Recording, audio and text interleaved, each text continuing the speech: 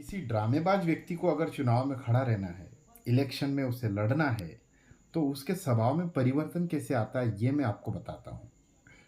Member sarpanch जनपद जिला, पार्षद, महापौर, सांसद, विधायक सभी के लिए लागू होता है।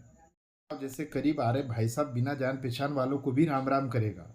अगर गांव के शहर के कोई चौपाल पर चाय की टपरी पर अगर कोई व्यक्ति उसे मिलता है, उसका वोटर अगर उसे मिलता है तो उसे नाश्ते के लिए पूछेगा, चाय गुटखा पान सुपारी के लिए पूछेगा। वे नहीं खाएगा फिर भी उसे खिलाने का प्रयास करेगा। मानो सबसे सभ्य पुरुष यही है।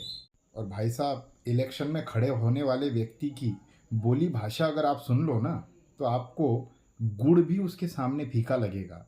चुनाव के पहले, चुनाव खत्म होने के बाद भाई साहब अगर किसी वजह से अगर जीत जाए, किसी कारणवश या किस्मत के वजह से भी जीत जाए, तो भाई साहब से मिलने के लिए लाइन लगानी पड़ेगी आपको।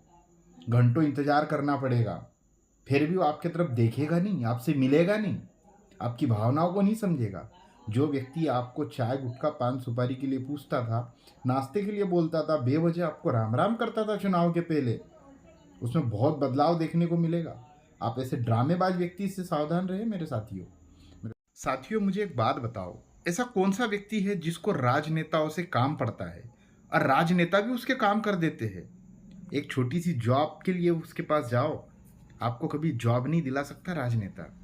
आपकी प्रॉब्लम सॉल्व नहीं कर सकता, आपकी गरीबी दूर कर नहीं सकता, आपसे ठीक से बात नहीं कर सकता। अगर आपसे बात भी करेगा ना, तो कुछ मिनटों के लिए आपके सामने हाँ बोल देगा और बाद में कुछ करेगा नहीं आपका काम। वो सिर्फ पुलिस वुलिस के काम करता होगा छोटे मोटे, बाकी कोई काम में नहीं आते राजनेता। सिर्फ अपना पेट भरते हैं और सिर्फ गरीब जनता का शोषण करते हैं, दिखावा करते हैं, फूल हार पहनते हैं और चले जाते हैं। तो साथियों, सही व्यक्ति का चुनाव करो। जो झूठे और मक्कार लोग होते हैं ना, वो भ्रष्टाचार रोकने की वही लोग बात करते हैं जो चुनाव के टाइम में पैसों से वोट खरीदते हैं।